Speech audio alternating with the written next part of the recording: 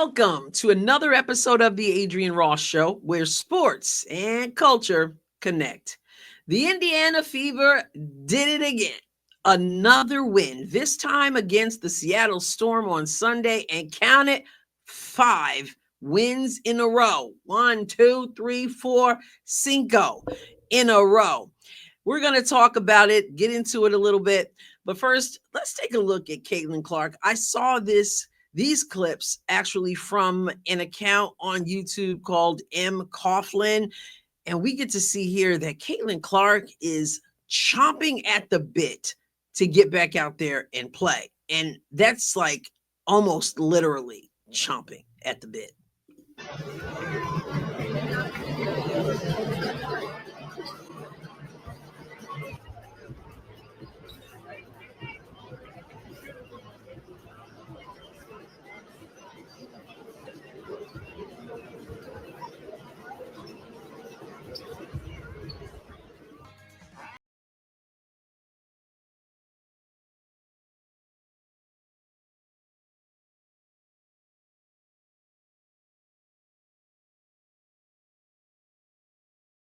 You think that you're watching Caitlin have a snack right there, but we English teachers recognize what it is. That's symbolism. Symbolism for I can't wait to get out there and I'm chomping at the bit. Of course, I'm kidding about the symbolism, but I'm not kidding about her wanting to be out there, of course. And she's joking around there with her coaches. And she is also encouraging her teammates, which we have seen throughout this whole time of not being able to play. So we're going to go over to an account called Clark's Season on X and just look at a little bit of CC with her teammates who are ready to take the court.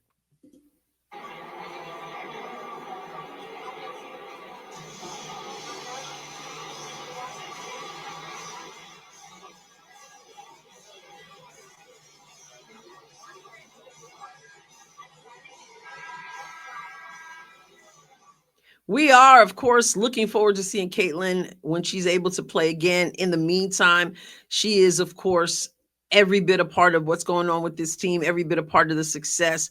And the teammates are dapping it up, and the coaches and the team dapping it up.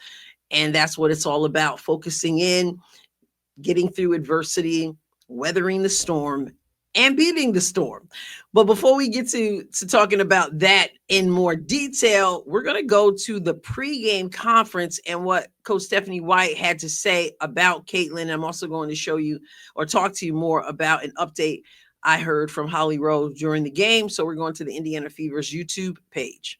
Caitlin obviously came in today and practiced close. Just how is her recovery going, and how close do you think she's getting to a return? Yeah, we have updates, and our recovery's going well. It's just, I think, for us staying the course and making sure that we're really diligent about each step that we take, and that we don't have setbacks, and that we're patient with it. I know she wants to be out here on the floor, and we want her out here on the floor, but making sure that she's ready is the most important thing.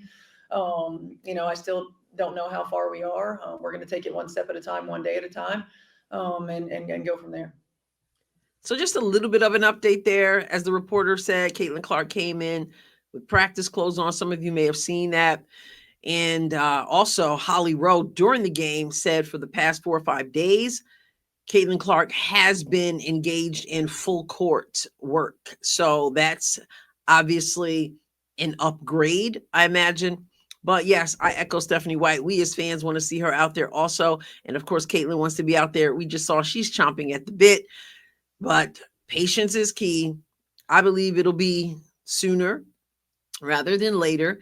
And the team has done a great job of keeping things rolling. And I have likened it to baseball or softball as I played.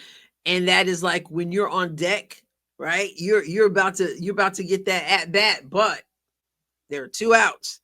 And you're saying to your teammate, save me a hit. Anybody play baseball or softball? You're like, save me a hit. I'm on deck. And so I feel like that's what Caitlin is saying. You guys like save me a hit, right? Keep it going, hold it down. and then I will be back and ready to go. I'm going to get into the box score, but before I do, I want to talk a little bit about this game because this team had me nervous. Someone said in the comments, Coach, I've never seen you that nervous during a game before. It was because, of course, I was doing the live stream and I was nervous. One of the things we talked about over and over is that a team has to put together 4 strong quarters. But we've also talked about the fact that it is a game of runs. And even when you're playing a team that's not that good, they go on runs. But when you're playing a team like Seattle Storm with Aneka Agumake, with Ezzy, with Skylar Diggins, with Gabby Williams, and even the youngster, Malanga, you're going to have to understand that these teams are not going to lay down and die, right? They are going to push back. So you got to try to keep the runs from happening. And when they happen, you've got to be willing or able and willing to respond, to push back. And this team was able to do that. Yes, had me nervous. Yes, it was not what I wanted to see toward the end of the game, but this is what I see. I think about, and I say this a lot in the live streams, when you're playing these games, you're building muscle. And even when you have these collapses, which you don't want to have, but even when you have the collapses, you're still building muscle that you're going to need as the season progresses. You're going to need, particularly if you're going to get far in the playoffs. So though a person with a house doesn't, in building a house, doesn't want that house to collapse, when the house collapses, if the house collapses, you got to pick up the pieces, pick up the brick, pick up all the stuff you've got to do. You didn't want that to happen, but it happened. So here you are. And as you're picking up those bricks and cleaning it up and starting over where you left off, you're building muscle in the process, muscle that you didn't want to have because you didn't want the collapse, but the collapse came. So now what are you going to do about it? And that's where experience comes in. And so with this team, with all of these situations, we already see the growth. Do you remember how many close games the Fever lost early in the season? Now they're having some issues. Sometimes they're not going 4 full quarters. They're having some inconsistency, but they are finding a way to dig it out. And that's what good teams do. Good teams, great teams, it's not like they never go through a lull. They all do. It's that they know how to handle it. And that's why people like veterans in a locker room, because that experience, that's why people like champions in a locker room, even if that player is not at her top like she was at one point, having that experience in the locker room is helpful because you've been there before. And so it is in this kind of situation. So you ended up letting the opposition find some hope, which you don't want to do. You want to crush the opposition, but they're not going to lay down and die. So that crushing, may not come as much as you want it to come, but you're learning how to handle the storm, excuse the pun, and then finding a way to win and then learning from that. And then you build on that experience. It's inevitable that other teams are going to fight back. We'd like for it not to happen. We want to do our part for it not to happen. But when it happens, what do you have in you? And that's what we're getting to see with the Indiana Fever. So let's go to the box score. 78 Indiana, 74 Seattle. Indiana won the first quarter by 1. The second quarter won by 7. Then the third quarter lost by 4. And then the fourth quarter was tied. And the box score, Natasha Howard, she has been coming up huge with 21 points, 5 rebounds, 2 of them offensive, 5 assists, 1 steal, 1 block. You had, let's go down to Sophie Cunningham, 17 points in this game. She has been on fire, 5 of 6 from the field, 4 of 5 from 3. She's got 5 rebounds, 2 assists in this game. Then we have Aaliyah Boston with 16 points. She got into some foul trouble because, of course, Aaliyah Boston is not allowed to breathe without the whistle blowing. You guys have heard of like special whistles like Asia Wilson has. Aaliyah Boston has like the anti-special whistle. Be that as it may, she had to sit a little bit. She had 16 points, so she she came on strong, even after a slow start in the foul trouble. She had 12 rebounds. She had 2 assists, 3 steals, 1 block. Go, Aaliyah. Kelsey Mitchell didn't play a good game. She had 9 points in this. She had shot a horrible percentage at 3 for 16 and 0 for 8 from 3. She had 5 assists, though, 2 rebounds, and 2 steals as well. I felt like at the end, she kind of she took some ill-advised shots at the end, but one thing that is so important that she did do was find other ways to impact the game. Sometimes your shot's not falling, so you find other ways to impact. And she had some key assists in this game, key moments. She had 5 assists. And so not a good game overall, but she did hit a big shot or 2 in this game. So 9 points, we'll take it. And then also 9 points for Ari, who's been doing well. She had 27 in 2 games ago, and then 15 in the last game and 9 here. And she also had 4 rebounds and 9 assists. My goodness, 2 steals in the game. Damaris Dantas came in, gave us 6 points as well, went 3 for 7 from the field and had 1 assist. When we look at Seattle, the leading scorer was Nneka Ogwumike, but she shot a horrible 7 for 20 from the field, 1 for 4 from 3, ended up with 16 points, 3 rebounds, 3 assists, a steal and a block. And then you had, who's that? Skylar with 13 points, a go with 6 rebounds and 4 assists and a steal.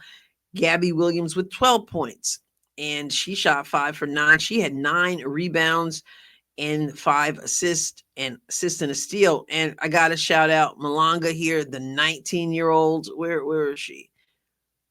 Dominique Malanga. She played 21 minutes and scored 12 points. She went 6 for 10. 5 rebounds, 3 assists, 1 steal, 1 block. She is coming along. Like I said, she's only 19, but her upside is tremendous. So shout out to her. And again, Fever with the win, 78-74. This was a big win, not just because it's like, okay, 5 in a row, although that is huge, but because it's again showing the resiliency of this team who has been through quite a bit. As someone said, I think in the post conference, that there's been no other team who's had a player out who has such an impact as Caitlin Clark. Yes, people have people out. I mean, injuries all over the place.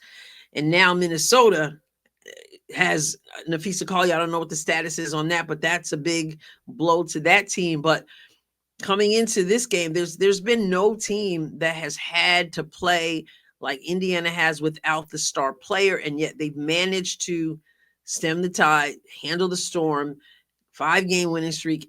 And this is what you want, and that's what you want to be peaking at this time.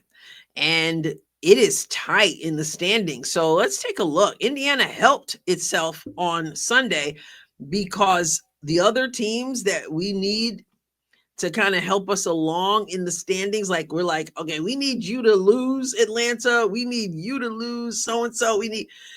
You got to be able to help yourself because everybody else took care of business that I was hoping would win for the sake of the standings.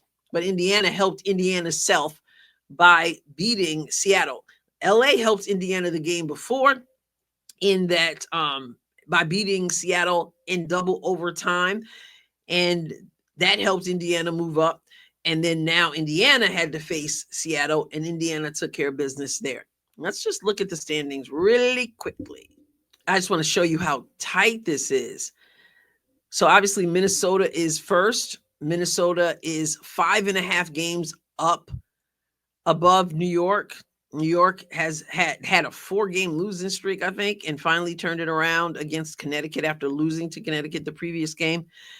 I believe it was the previous game. Atlanta is 6 games out of first place. Phoenix, 6.5 games. Indiana, 7. Seattle, 8. Las Vegas, 9. So Golden State, 9.5. So you've got, again, Minnesota's in first place. You got second. Look how tight first First and second has obviously has the most room here, 5.5. But then you got how close Atlanta is right on New York's tail, only down half a game. Then Phoenix, half a game from that. Then Indiana, half a game from that. And then we get into whole game. Seattle, half a whole game behind Indiana. And Aces, a whole game behind Seattle. So, I mean, it's tight. It is tight.